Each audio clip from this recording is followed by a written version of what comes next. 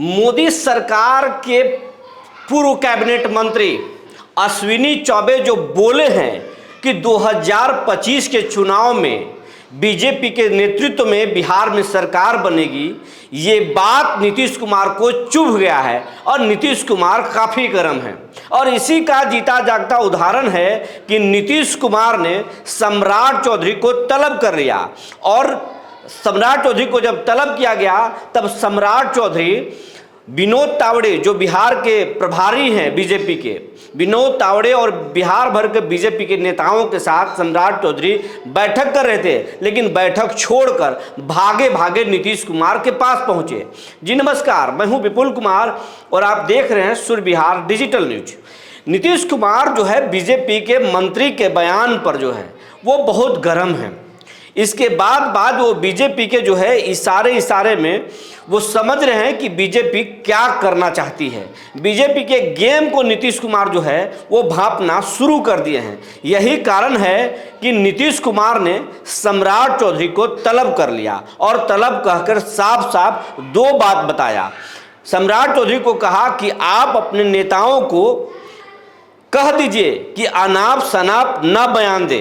अगर अनाप शनाप अगर बयान देंगे तो फिर गठबंधन धर्म के लिए ठीक नहीं होगा। फिर बाद में मुझे मत कहिएगा कि आपने ऐसा कर दिया, आपने वैसा कर दिया, क्योंकि अगर आपके दल के लोग बोल रहे हैं तो मेरे दल में भी बहुत सारे लोग हैं और अगर दोनों तरफ से जब बात शुरू होगी तो फिर ये गठबंधन कितना दिन तक चलेगा ये कहना मुश्किल हो गया। और नीतीश कुमार के ये बात सुनकर सम्राट चौधरी एसी में भी पसीने पसीने हो गए।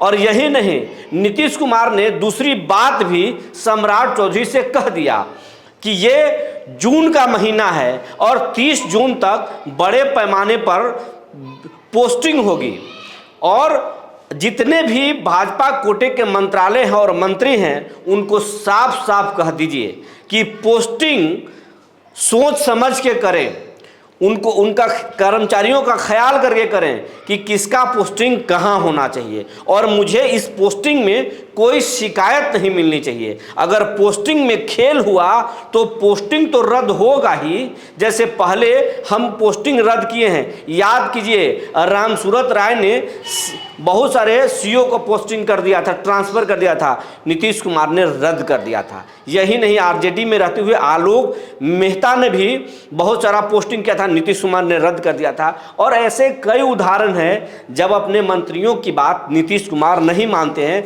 उनकी फाइल को फेंक देते हैं, गट्टर में फेंक देते हैं और उनकी पोस्टिंग को भी वो नकार देते हैं। तो नीतीश कुमार ने पहले ही आगाह कर दिया कि पोस्टिंग में मुझे, ट्रांसफ़र पोस्टिंग में मुझे जरा सा भी शिकायत नहीं मिलना चाहिए। जीरो टॉलरेंस की जो है नीति अपनाइएगा।